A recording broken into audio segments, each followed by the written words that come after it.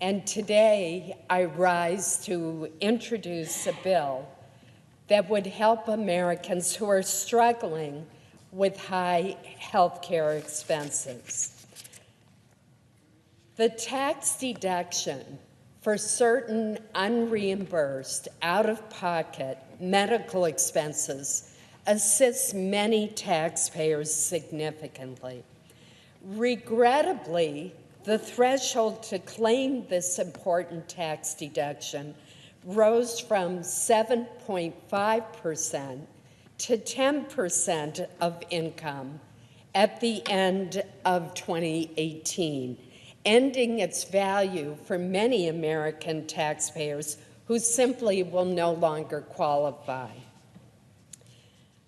Today, I reintroduce legislation that I have sponsored with my colleague, Senator Cantwell, that would reinstate and make permanent the lower income threshold for the medical expense deduction. Our bill, the Medical Expense Savings Act, would once again allow taxpayers to deduct unreimbursed healthcare costs that exceed 7.5% of their income.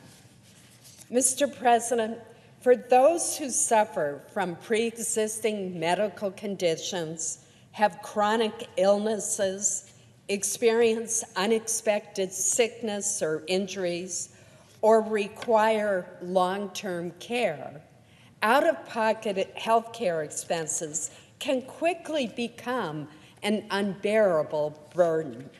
Too many Americans are forced to choose between medical services and other equally necessary expenditures, or they find themselves going deeply in debt.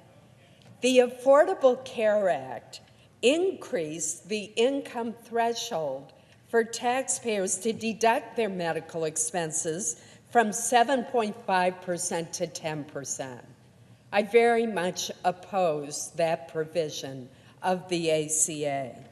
For individuals under 65, the increase went into effect in 2013. But for those over 65, individuals would have been exposed to this higher threshold for the first time in 2017.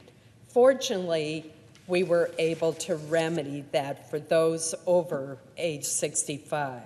When the ACA increase was phased in, many individuals struggling with serious health conditions saw their financial health worsen.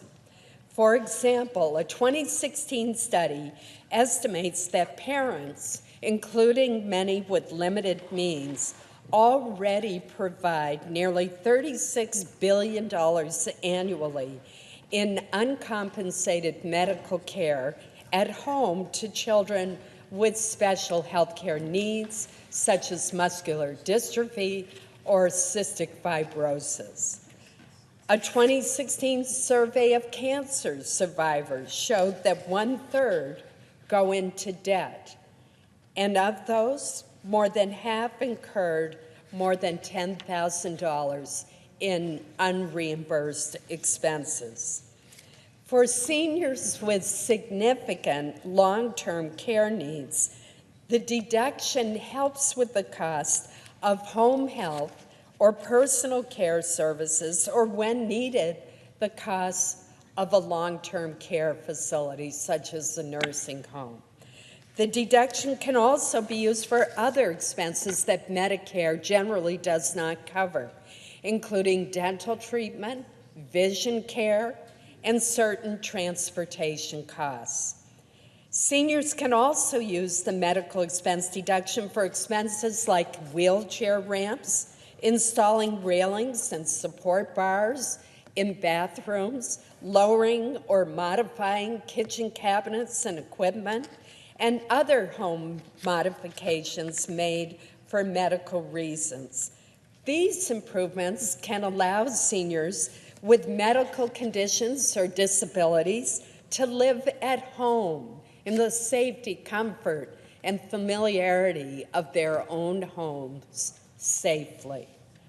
Some seniors find that their savings become rapidly depleted. They may spend down their financial resources in order to receive the services and support they require through the Medicaid program. According to Genworth's 2018 Cost of Care survey, home health aid services can cost $50,000 annually, while a private room at a nursing home can cost nearly $100,000. By retaining a lower threshold for medical expense tax deductions, some families would be able to continue to pay these essential costs themselves.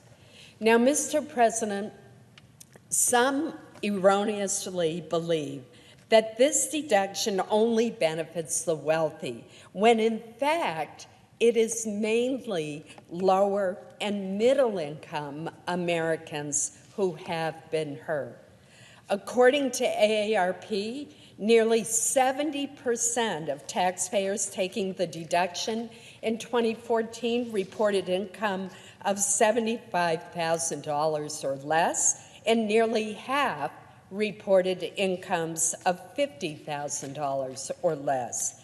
In Maine, according to AARP, almost 36,000 of our residents claimed this deduction in 2014, and nearly 19,000 of these individuals reported an income of $50,000 or less.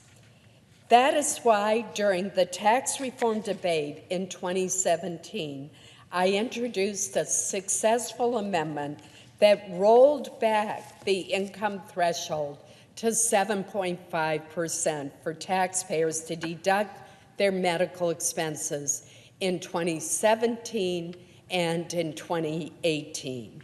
My amendment expanded upon the efforts of Senators Rob Portman and Sherrod Brown, who had worked to prevent this increase from going into effect for individuals over 65. As I said, my amendment was incorporated into the new tax law, and thus for 2017 and for 2018, the threshold for deducting these out-of-pocket costs, medical costs, was 7.5% of income. But at the end of last year, that expired.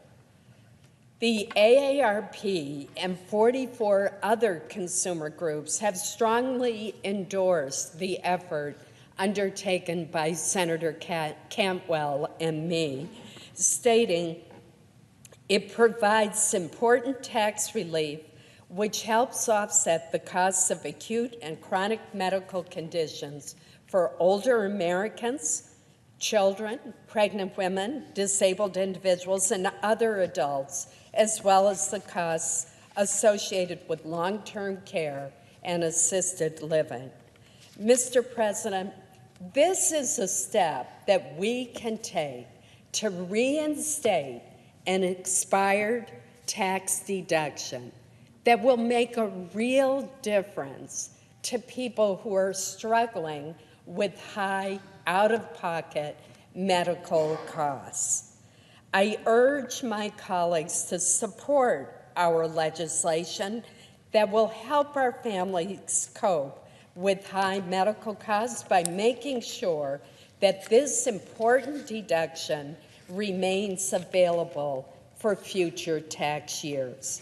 Mr. President, I ask unanimous consent that a letter from AARP dated January 15, 2019, endorsing the Collins-Cantwell legislation be entered into the record.